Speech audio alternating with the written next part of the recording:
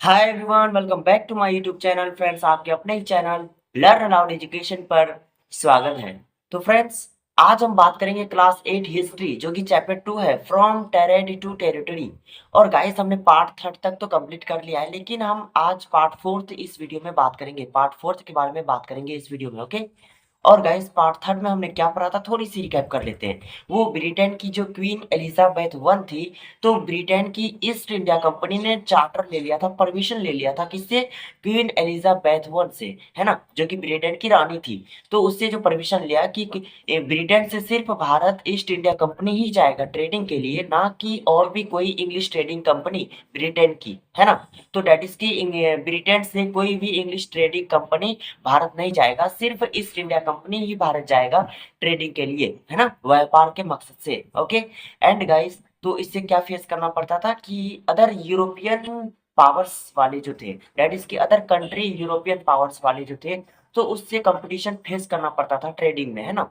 और क्या होता था कि नेचर कंपटीशन, दैट इज की नेचर कंपटीशन में हमने पढ़ा था कि एक ही सामान, दैट इज की मुझे भी वही सामान खरीदना है और आपको भी वही सामान खरीदना है, तो दैट इज की इससे भी कंपटीशन ज्यादा फेस करना पड़ रहा था। अब जो हम आगे पढ़ेंगे पार्ट 4 में, फ्रॉम टेरिटरी टू टेरिटरी के लिए, दैट इज की हमारा जो टॉपिक है, east India Company comes east, है ना, यही तो हमारा टॉपिक्स है। टॉपिक्स का नाम क्या था कि east India Company comes east. तो डेट इज के हम यहाँ पे वही चीज बात करेंगे जो यहाँ पे आपको पैराग्राफ दिख रहा है ना, तो डेट इज के अब हम पार्ट 4 में इसी के बारे में चर्चा करेंगे, ओके। तो चलिए हम शुरू करते हैं। East India Company comes east, that is की ईस्ट इंडिया कंपनी तो आया भारत, और ईस्ट का मतलब भारत, हमने बताया था ना, ईस्ट ईस्ट का मतलब भारत, इस चैप्टर में, ओके। एंड गाइस की यहाँ पे है कि all the companies were interested in buying the same things, that is की जितने भी कंपनी थे, सभी कंपनियां सेम थिंग्स, डेट इज की एक ही सामान खरीदना चाह रहे थे और पसंद भी करते थे, है ना।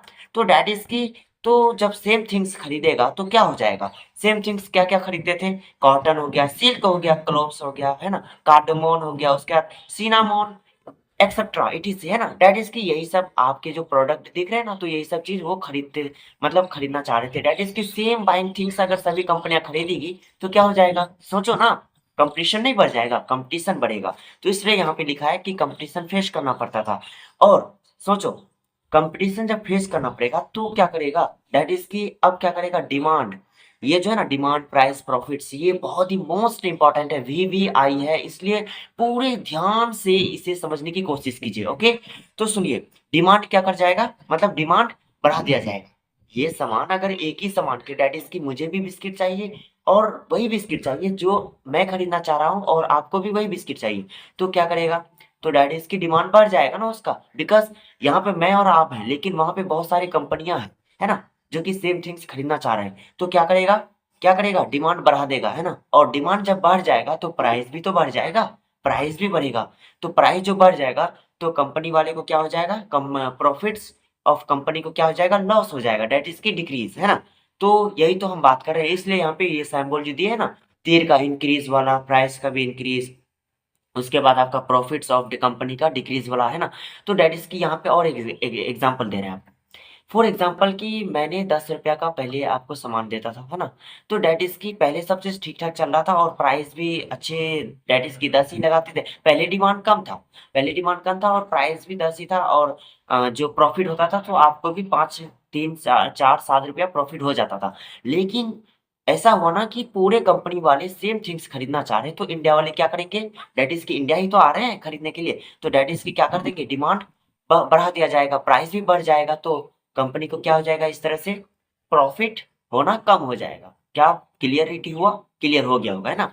अब सुनो, जब ये चीज हो गया तो एक चीज और भी देखिए, इलिमिनेट सॉरी, और एक चीज देखिए कि eliminating the rival competitors was the only way through which the trading companies could flourish. That is की सोचो, ब्रिटेन से क्या करने आते थे? भारत ट्रेडिंग के लिए आते थे, है ना। फ्रेंच ईस्ट इंडिया कंपनी हो गया, फिर ब्रिटेन वाला जो आते थे वो ईस्ट इंडिया कंपनी हो गया। तो डेट इज की बहुत सारी कंपनी आ रहे हैं ट्रेडिंग के लिए, लेकिन उन्हीं में से कोई एक कंपनी ऐसा सोचेगा ना कि यार अब ना इसको हटाना पड़ेगा। डेट इज की मान लो कि ब्रिटेन वाले जो ब्रिटेन वाले ये सोच रहा है कि eliminating the rival competitors was the only way through which the trading companies could flourish।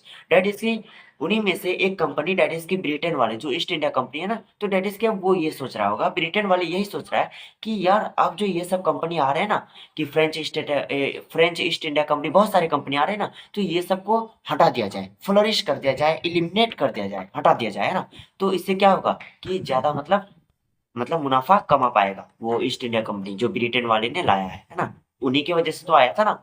अब देखो, this led to fires battles between the trading companies. अब सोचो, अच्छा एक बात बताओ, जब ऐसा अगर कंपटीशन बढ़ जाएगा, सेम थिंग्स खरीदना पड़ेगा, बहुत सारा चीज मतलब क्या करना पड़ेगा कि खरीदना पड़ता है आपस में, तो इससे क्या हो जाएगा कि बेटल्स हो जाएगा, लड़ाई हो जाएगा, किसके किसके बीच, किसके किसके बीच, वो जो ट्रेडिंग कंपनी जो करते थे ना, डेट इज की जो कंपनी व्यापार करते हैं, फ्रेंच ईस्ट इंडिया कंपनी हो गया, है ना, फिर ब्रिटेन वाला ईस्ट इंडिया कंपनी, ये सब, तो डेट इज की जो जो यूरोपियन पावर्स अदर कंट्रीज वाले जो ट्रेडिंग के लिए आते थे, और ये East India Company, that is की आपस में क्या हो जाएगा, लड़ाई हो जाएगा, बैटल्स हो जाएगा। और जब बैटल्स जो होंगे तो लड़ाई जो होगा, तो कैसे कैसे लड़ाई होता था, जैसे कि शिप्स वेयर अटैक्ड, यानी शिप पे जहाज पे हमला बोल दिया जाता था, है ना। और रूट्स वेयर ब्लॉक, जो कि उसका रास्ता था ना, रूट्स को क्या कर दिया जाता था, ब्लॉक किया, मतलब ब्लॉक कर दिया जाता था। और trade was carried on with arms and trading post were protected through fortification. ये बहुत ही मोस्ट इंपॉर्टेंट चीज है, समझो।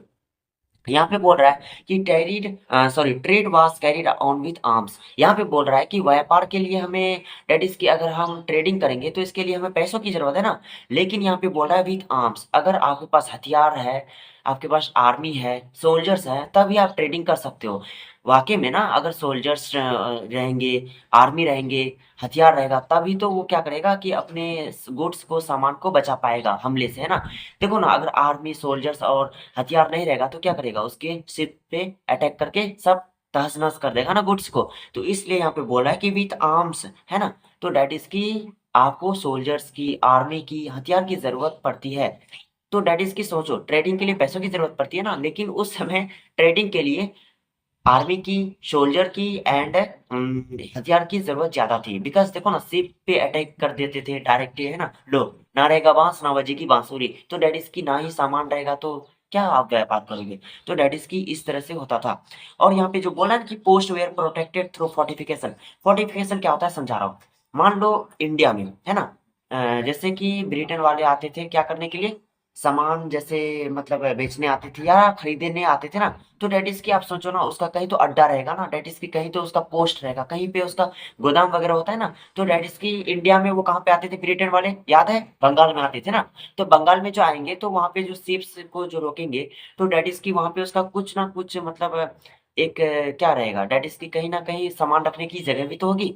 तो डेट इज की वो जो सामान जो रखता था ना, तो डेट इज की पूरे चारों तरफ से दीवारों से घेर दिया जाता था, जिसको कि क्या बोलते थे हम लोग, मतलब ये किलाबंदी, है ना। फोर्टिफिकेशन का मतलब क्या होता है, किलाबंदी। तो डेट इज की चारों तरफ से घेर करके अपने सामान को जो वहां रखते थे, और वहां से क्या करते थे, अलग अलग मतलब भारत के स्टेट में डेट इज की सप्लाई करते थे, बेचते थे, खरीदते थे। तो डेट इज की वहां जो गुड्स को रखे ना, तो वो सेफ करके रखे हैं।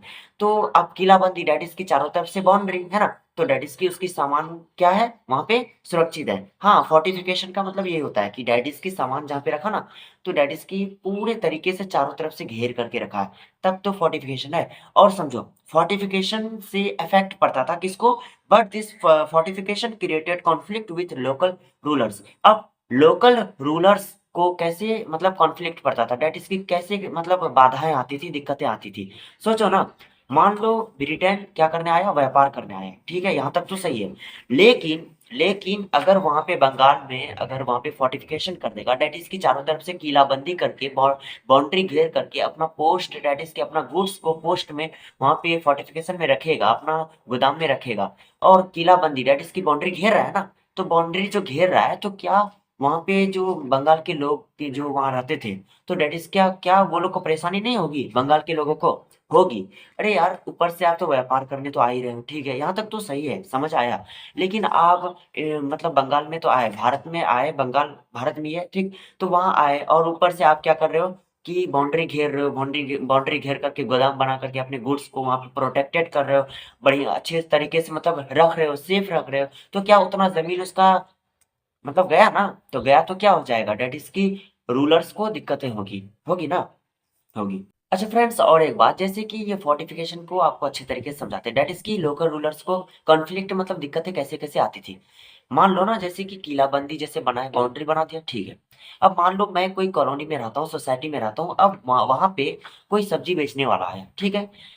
सब्जी बेचने वाला आया तो यहाँ तक तो ठीक है, लेकिन अगर वही सब्जी बेचने वाला क्या करेगा ना, कि हमारे कॉलोनी में डेट इज की वो कपड़े का घर बना करके अपना मतलब थोड़ी सी जगह लेगी, तो क्या हमें दिक्कतें नहीं आएगी, आएगी हमें, मतलब कितनी मुसीबतें होगी ना। डेट इज की उतना जगह मतलब वो कब्जा कर रहा है, तो डेट इज अ क्या बेटा, that is a fortification, okay. तो उसी तरह से बेटा क्या करते थे ना, कि फोर्टिफिकेशन को किलाबंदी, डेट इज की बाउंड्री कर दिए जाते थे, और अपना सामान गुड्स को सेफ तरीके से वहाँ पे रखते थे, और वहाँ से सप्लाई करते थे, इधर से उधर बेचते थे और खरीदते थे भी, है ना। तो डेट इज़ की उम्मीद करता हूँ कि गाइस कि आपको ये चीज़, ये टॉपिक्स आपको समझ में आ गया होगा, है ना। तब तक के लिए गाइस, थैंक यू।